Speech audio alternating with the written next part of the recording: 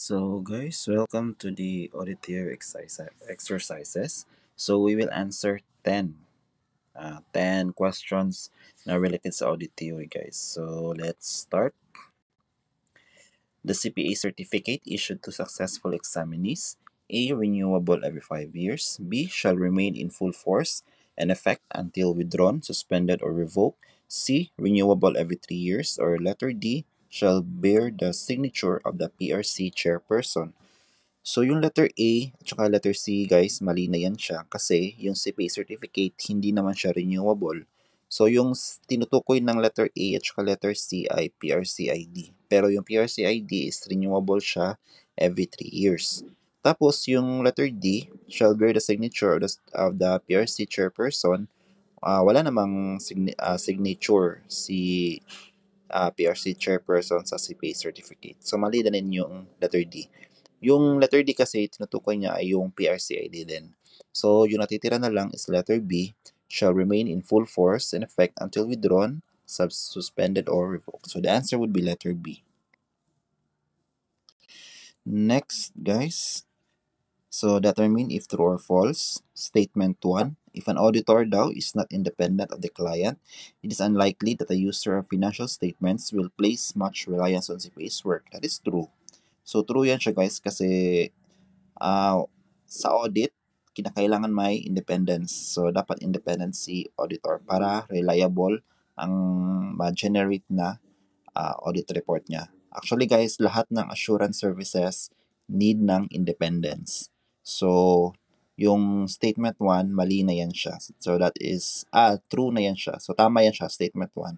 Kasi hindi mag-place ng reliance si user ng financial statements if si auditor ay hindi independent. And statement 2, the Code of Professional Ethics does not allow an auditor to disclose confidential client information without the client's consent. That is true.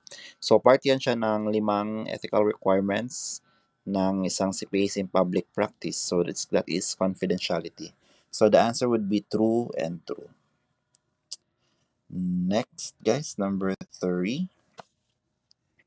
The auditor must be independent of the audit client unless. So, take note guys, sa audit, need ng independence. So, hindi pwede na walang independence kasi yung audit is under siya ng assurance services. And assurance services or assurance engagements, lahat yan sila guys may independence. So, yung letter A, mali na yan siya kasi daw insignificant yung lack of independence. So, that's wrong. Yung letter B, both parties agrees that the independence issue is not a problem. Problem siya pag once may issue ng independence kasi very significant yan. So mali na yan siya.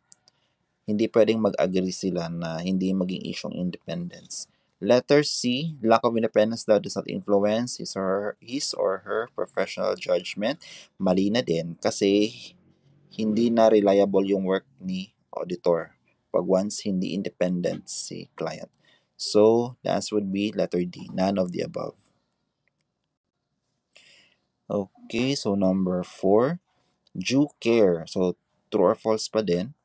Due care requires a critical review of the work done and the judgment exercised by those assisting in an audit at every level of supervision. So, that's true. So, yun yung meaning ng due care niya. Actually, professional due care is one of the 5 ethical requirements ng CPAs in public practice. Second statement, independent standards are required for audits of public companies but not for audits of private companies. Guys, lahat ng audit, whether private or public, need ng independence kasi magbibigay ka ng opinion whether the subject matter conforms with the suitable criteria. So, yun yung nature talaga ng audit at hindi lang audit, lahat ng assurance services.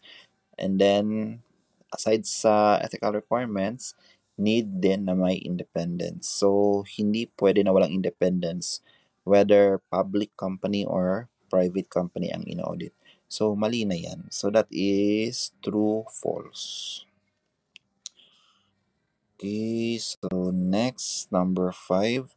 Assurance services may improve all of the following except A. Relevance, B. Timeliness, C. Periodicity, Or letter D, reliability. So, relevance, yes, magiging relevant ang report. Very relevant yan siya. Timeliness, yes, timeliness. Makaka-improve ng timeliness yan. Yung reliability, of course, reliability. Ang mali lang dito is yung periodicity. Yung periodicity kasi, accounting principle yan siya. Periodicity concept o yung time period assumption ng accounting kung saan magre-report merong standard if kailan magre-report si accountant, whether monthly FS ba yan or quarterly or annually. So, hindi siya related doon sa assurance services na binibigay ni CPAs in public practice. So, periodicity is not related. So, that's letter C. Number 6, in performing attestation engagement, a CPA typically, okay, attestation guys. So, attestation, party yan siya ng assurance services.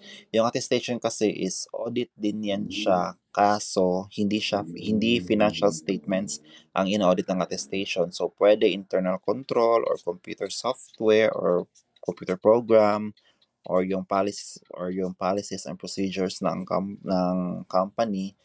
So, yun yung in-audit ng attestation services. So, nagbibigay din siya ng opinion whether yung subject matter conforms with the suitable criteria. So yung attestation is part ng assurance engagement and then needed yan ng independence.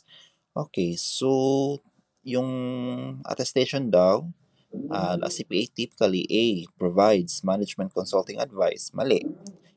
Hindi nagbibigay ng consultancy services pag-attestation. Yung letter C, assesses control risk at a low level, hindi rin. Kasi, although later on magiging part siya, pero hindi yan yung purpose ng attestation engagement. Letter D, supplies litigation support services, mali din. Hindi siya for the litigation purpose ang attestation. So, the pinakatama dito guys is letter B, expresses a conclusion about an assertion. 'Di ba pag once yung attestation kasi is under ng assurance and pag once assurance services siya, expect mo na magbibigay ng opinion ang isang CPA in public practice or yung auditing firm, opinion or conclusion whether the subject matter conforms with the suitable criteria. So the answer would be letter B. Number 7, single feature that most clearly distinguishes auditing, attestation, and assurance is A. Type of service, B. Training required to perform the service, C. Scope of services, or letter D. CPA's approach to the service. So the answer would be letter C. Scope of services. Kasi guys, si audit, iba ang scope ni audit versus ni attestation. Kasi si audit, yung scope niya is financial statements. So whether the financial statements conform with the um, acceptable accounting framework o yung PFRS. Yung attestation naman is audit din siya kaso hindi lang hindi financial statements ang focus niya. So it's either yung sinabi ko kanina, it's either internal control or policies and procedures. So yung included dyan, yung mga example ng audit dyan is yung compliance audit, performance audit, tax audit. So, yun yung attestation services. So, basically, hindi siya financial statements. So, iba na yung scope niya. So, yung assurance naman is, yun yung parang mother ng attestation tsaka auditing. Kasi, yung attestation, and then auditing, and then review engagement, they are all assurance engagement. So, sa assurance engagement, hindi lahat financial statements ang ina-audit. It can be internal control or policies and procedures or yung equipment ng company or yung information technology ng company. So, the answer would be letter C, scope of services. Kasi iba-iba ang scope nila, especially sa auditing at saka sa attestation. Okay, so number 8, which is not an attribute of an external auditor. So, hindi attribute ng external auditor. A. Concern for the public interest. B. Objectivity. C. Client advocacy. D. Independence. So, very clear. Dapat walang client advocacy kasi dapat independent ka. So, objectivity and concern for public interest, attribute yan siya. So, the answer would be letter C, client advocacy. Kasi hindi ka na magiging independent yan if you are advocating the services, the product and services that the client has offered to the public. Okay, number 9, the quality control standards are primarily concerned with, okay, take note guys, yung PSQC o yung quality, Philippine Standards on Quality Control, para siyang internal control ng mga CPAs in public practice or auditing firms on whether you are going to accept an engagement or continue an engagement sa mga existing clients or terminate the engagement so, it's either accept or reject or sa mga existing, continue or terminate. So, yun yung purpose ng quality control standards. Okay, so check natin. A. Preventing legal action. So, hindi siya purpose ng quality control standard. So, preventing legal action, mali na yan. Letter D. Using audit risk model. Yung audit risk model, hindi rin siya kasali. Letter C, using statistical sampling techniques. So, hindi rin yan yung purpose ng quality control standards. So, the nearest answer would be letter B, assigning personnel to engagements. So, in assigning personnel to engagement, dyan mo madedetermine if yung bagong client o yung bagong client mo is whether sufficient yung staffing mo or you have enough staff para i-audit yung bagong client or yung existing client mo. So, dyan napapasok. So, dyan siya marirelate whether you are going to continue, whether you're going to accept a new client or reject a new client, or whether you are going to continue the existing or terminate na. So, dyan mo ma-relate yung assigning personnel to engagements. So, if hindi enough yung personnel mo, so most likely, mare-reject yan or madi-discontinue or ma-terminate.